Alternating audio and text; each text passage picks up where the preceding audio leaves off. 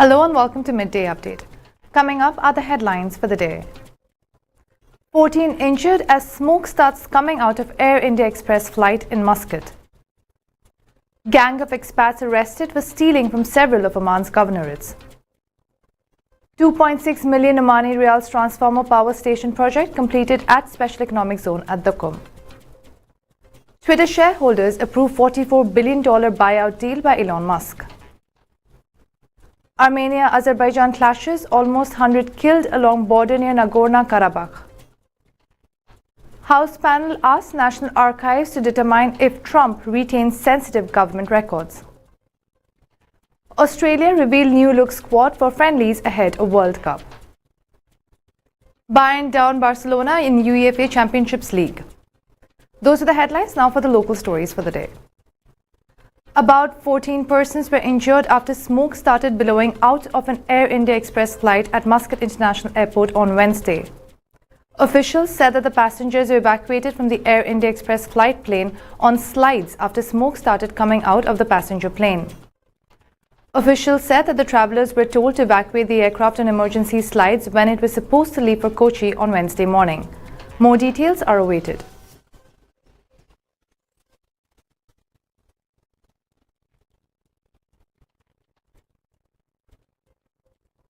The Royal Oman Police has arrested a gang of 5 expats on charges of theft from several of Oman's governorates. 5 others were arrested on charges of vandalism and theft from shops and residential buildings in various sites in Al Dakhla Governorate. The Al Dakhla Police Command arrested a gang of 5 Asian people who robbed in several governorates and arrested 5 others in 3 separate cases on charges of vandalism and theft from shops and residential buildings in various sites in the governorate. The legal procedures have been completed against them, ROP said in a statement. The main transformer power station project has been completed at Special Economic Zone at Dukum at a cost of Omani Riyal 2.6 million. A statement issued online by Oman News Agency said the following. At a cost of Omani Riyal 2.6 million, the main transformer power station project is being completed in the fish and food industry zone in the Special Economic Zone at Dukum with a capacity of 40 MVA with the possibility of its expansion in the future to 60. Engineer Ahmed bin Ali Akkak, who is in charge of managing the work of the CEO of the Special Economic Zone at Dukum, indicates that the power distribution station is equipped with the latest electrical equipment and systems and is in accordance with the Omani standards. Work is underway to cover all the targeted schemes in the electrical network in the Special Economic Zone at Dukum to complete the plan of electrical connections necessary to include all schemes by next year, Engineer Ahmed added. Those are the local stories. We'll take a short break and we'll be back with international news. Stay tuned.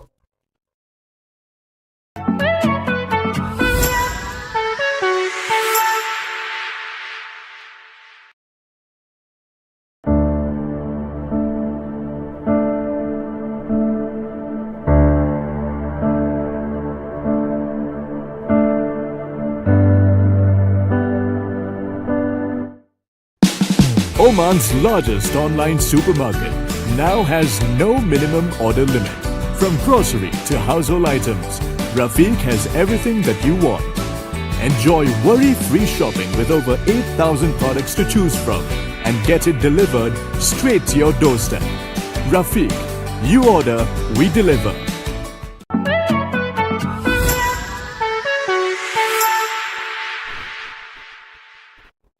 Welcome back to Midday Update. Now for the international stories. Twitter on Tuesday said an initial count showed shareholders endorse Elon Musk's proposed $44 billion buyout of the social media platform. The tally was arrived at with most of the votes having been cast online during a shareholder meeting that lasted just 5 minutes. Although the deadline for the shareholder vote on the deal was set for Tuesday, it was believed that enough investors had voted by Monday evening for the outcome to be certain. The shareholder decision is a green light for the contract to close, even as Musk, the world's richest man, seeks to exit the deal. Musk, the CEO of electric car maker Tesla, has told Twitter he does not plan to go ahead with the acquisition, arguing he was misled over the number of fake accounts on the platform. He made the announcement in May, saying he wanted more details to show that spam and fake accounts only represented less than 5% of users. The company has sued Musk to complete the deal, with a hearing set for October. Lawyers for Twitter say Musk's reasons for withdrawal from the deal are invalid and wrongful. Should Twitter prevail in the case, the judge could order the Tesla chief to pay billions of dollars to the company or even demand that he complete the purchase. Musk's argument could be strengthened by the testimony of Twitter's former security chief, who told the US Congress on Tuesday that the social media platform is plagued by weak cyber defenses. Peter Zatko claims that the company is not aware of what data it has and how to protect it, prioritizing profit over security. Zatko, respected cybersecurity expert, laid out his allegations to the Senate Judiciary Committee, saying that Twitter leadership was misleading the public, lawmakers, regulators, and even its own board of directors. Last week, a Delaware judge ruled that Musk may include Zatko's whistleblower claims in his case against Twitter. However, many of the claims made by Zatko are thought to be uncorroborated and appear to have little documentary support. The evidence could prove to be moot in Musk proceedings in any case should the judge decide that the multi-billionaire failed to do the necessary fact-checking for such a high-level business deal. Fighting between Armenia and Azerbaijan flared up again on Monday night, with both sides reporting intense artillery shelling and nearly 100 dead. Just after midnight on Tuesday morning, Azerbaijani forces shelled Armenian troops at several locations along the border.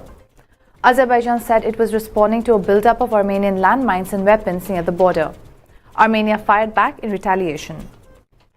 The fighting took place near Nagorno-Karabakh region, an area within Azerbaijan where ethnic Armenian separatists declared a breakaway republic, later known as Artsakh, in 1991. UN Secretary General Antonio Guterres has urged Armenia and Azerbaijan immediate steps to de-escalate tensions, exercise maximum restraint, and resolve any outstanding issues through dialogue, as per previous agreement, his spokesman said late on Tuesday. At a press briefing early on Tuesday, Armenian defense spokesperson Aram Torosnaya said the situation remains extremely tense as fighting continues. Armenian Prime Minister Nikol Pashinyan later told Parliament that we have 49 killed, and unfortunately it's not the final figure. Later on Tuesday, Azerbaijani President Ilham Aliyev's office released a statement following his meeting with military leadership, saying provocations committed by Armenian forces at the border have been averted and all necessary objectives were fulfilled. The country's defense ministry said that at least 50 service members had been killed in the clashes as Russian President Vladimir Putin appealed for calm on both sides. Both countries claim to have launched proportionate responses against what they saw as provocations from the other side. The chair of a U.S. House of Representatives committee on Tuesday asked the National Archives and Records Administration, or NARA, to determine whether former President Donald Trump is still possessing any sensitive government records. House Oversight Committee Chairwoman Carolyn Maloney sent a letter to Acting Archivist of the United States Deborah Stadel-Wall to express concern that sensitive presidential records may remain out of the control and custody of the federal government. In light of the serious risk that Mr. Trump may still be retaining sensitive government records at Mar-a-Lago or his other properties, I urge NARA to seek a personal certification from Donald Trump that he has surrendered all presidential records that he illegally removed from the White House after leaving office, Maloney, a Democrat from New York, wrote. The U.S. Department of Justice, or DOJ, is investigating whether Trump mishandled presidential and government records, some of them allegedly highly classified, when and after leaving office. Federal agents searched Trump's Mar-a-Lago residence in Palm Beach, Florida last month and seized 33 groups of items, including documents bearing classification markings, according to court filings. Trump's attorney and the DOJ are fighting in court above how those seized materials should be reviewed and used. The Republican has lambasted the Mar-a-Lago raid as well as the DOJ probe and denied any wrongdoing. Those were the international stories. We'll take a short break and we'll be back with sports news. Stay tuned.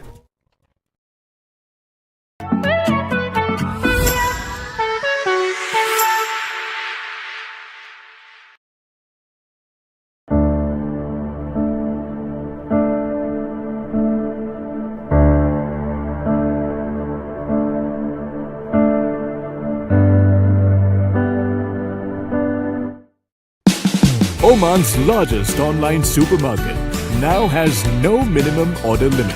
From grocery to household items, Rafiq has everything that you want. Enjoy worry-free shopping with over 8,000 products to choose from and get it delivered straight to your doorstep. Rafiq, you order, we deliver.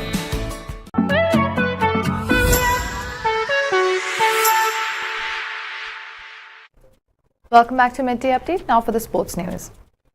Australia's head coach Graham Arnold has named a new-look squad on Wednesday for the Socceroos two-game friendly series against New Zealand to prepare for the 2022 FIFA World Cup in Qatar.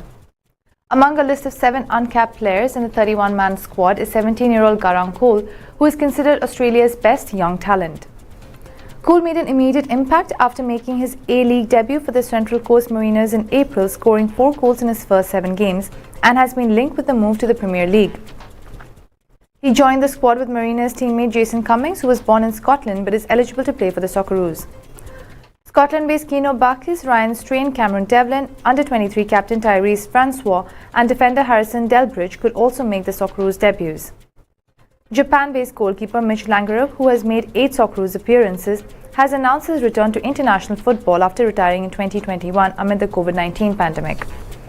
Australia will play New Zealand in Brisbane on September 22nd and Auckland on September 25th. The Socceroos beat Peru on penalties in the Intercontinental Playoff in June to qualify for the World Cup, where they will face France, Denmark and Tunisia in Group D. Bayern Munich made it 2 wins from 2 in this season's UEFA Champions League after goals from Lucas Hernandez and Leroy Sane, edging a wasteful Barcelona 2-0 in Group C on Tuesday.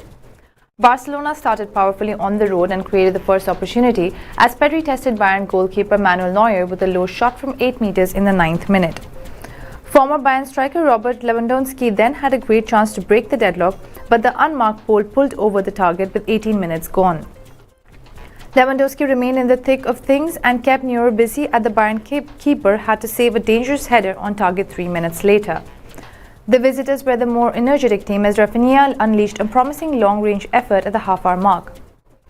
Bayern needed some time to gain a foothold in the clash, with the next chance not coming until the 31st minute when Marcel Sabitzer lacked accuracy in front of the goal. Barcelona came out with all guns blazing after the restart and should have opened the scoring, but Rafinha's hammer went just wide. However, the opener was scored at the other end and against the run of the play as Joshua Kimmich's long ball found Hernandez, who headed home to mark the opener in the 50th minute. Bayern's goal shocked the visitors and the home side made it 2-0 4 minutes later after Saint benefited from Jamal Musiala's good build-up work and thought ball to beat Barcelona custodian Marc-Andre ter Stegen. The Blaugrana sparked into life again at the hour mark when Lewandowski rattled the woodwork from 6 meters. It remained Barcelona's last opportunity as Bayern stood firm to secure all 3 points on home soil. The result doesn't tell the full story. Our first half performance merited much more than a goalless draw at halftime. We had opportunities to take the lead, said Barcelona midfielder Pedri.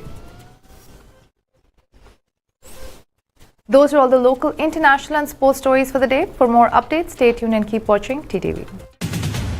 You've just heard the live feed from the TTV studios on TFM 95.4. Let's talk.